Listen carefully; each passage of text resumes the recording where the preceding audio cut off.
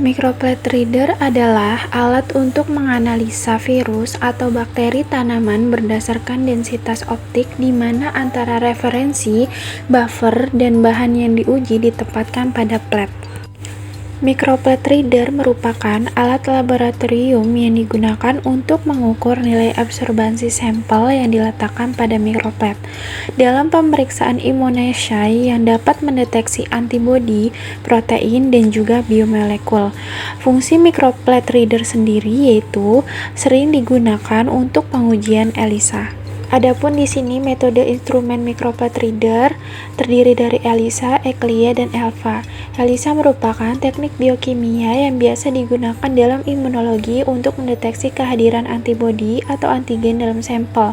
ELISA dapat digunakan untuk berbagai macam kebutuhan seperti menghitung tingkat antibodi, mendeteksi virus, mendeteksi perubahan hormon, dan mendeteksi sirkulasi penanda inflamasi. ECLIA adalah suatu metode untuk mendeteksi keberadaan antigen atau antibodi dengan memanfaatkan reaksi antara antigen dengan antibodi yang menghasilkan cahaya. Berbeda dengan ELISA, ECLIA menggunakan kompleks rutenium sebagai label dan triphophyllamine sebagai pendonor elektron pada rutenium. ELVA merupakan hasil perkembangan ELISA. Prinsip ELVA sama dengan ELISA, yaitu mendeteksi keberadaan antigen atau antibodi menggunakan antigen atau antibodi yang terkonjugasi dengan enzim. ELVA menggunakan substrat berupa senyawa fluorogenik. ELVA memiliki keunggulan yaitu lebih terpercaya dan lebih sensitif. Hasil ELVA lebih mendekati hasil PCR. Selanjutnya yaitu prinsip kerja microplate reader. Prinsip kerja dari microplate reader ini bermula dari berkas cahaya yang melewati sampel memiliki diameter yang berkisar antara 1-3 mm. Suatu sistem deteksi untuk mendeteksi cahaya yang berasal dari sampel, menguatkan sinyal dan menentukan absorbansi sampel. Selanjutnya suatu sistem pembacaan mengubahnya menjadi data yang memungkinkan interpretasi hasil pengujian.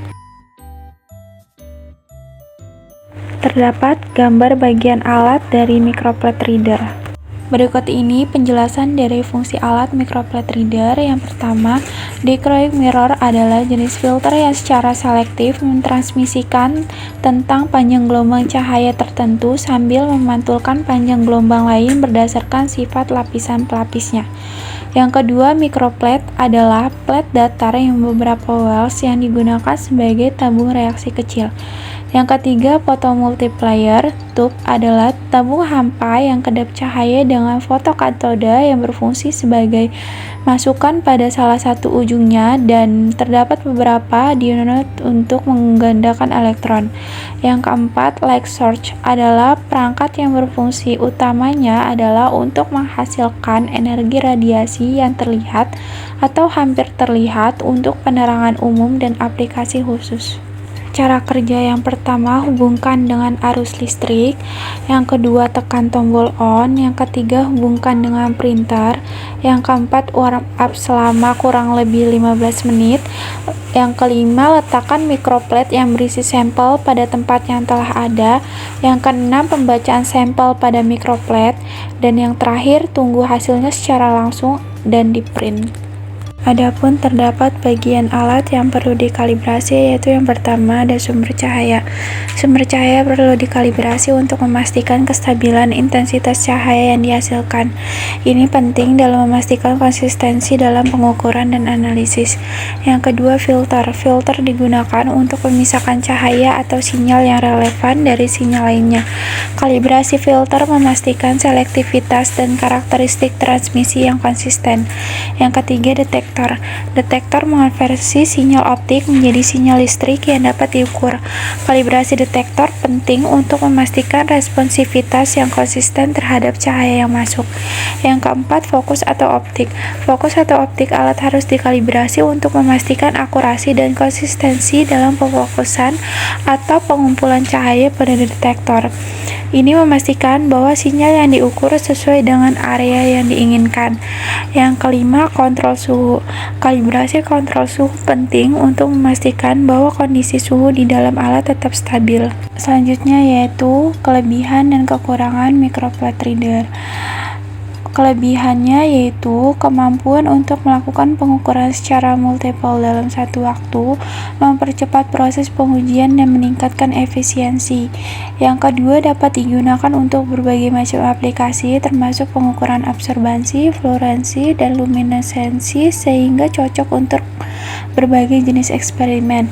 Yang ketiga, memiliki sensitivitas yang tinggi sehingga dapat mendeteksi perubahan kecil dalam sampel. Dan yang terakhir, mampu memberikan data yang akurat dan konsisten karena dilakukan secara otomatis dan terkontrol. Kekurangannya yaitu yang pertama, harganya mahal. Yang kedua, pengoperasian dan pemeliharaan alat ini memerlukan keahlian khusus terutama dalam kalibrasi dan troubleshooting. Yang ketiga, beberapa microplate reader memiliki kapasitas terbatas untuk membaca jumlah sampel sekaligus. Adapun trouble pada alat microplate reader, yang pertama, no signal or weak signal. Substrat yang tidak disiapkan dengan benar, tidak lengkap atau salah, waktu inkubasi tidak memadai, pencucian plat yang kurang maksimal atau terlalu kuat, substrat atau konjugasi tidak lagi aktif atau lemah, pengaturan pembaca plat tidak optimal, suhu uji salah atau terlalu dingin, volume substrat tidak memadai. Yang kedua, high background cross reactivity.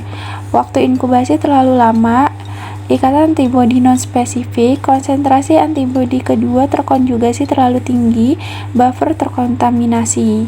Uneven color development, pencucian sumur yang tidak benar plus standar kurva, well tidak sepenuhnya disedot, plat ditumpuk selama inkubasi, kesalahan pemipetan, seri pengenceran yang buruk, reagen tidak tercampur dengan baik. Troubleshooting pada alat microplate reader, yang pertama, periksa apakah semua reagen telah ditambahkan dalam urutan yang benar. Yang kedua, lakukan pengenceran untuk menentukan konsentrasi kerja yang optimal.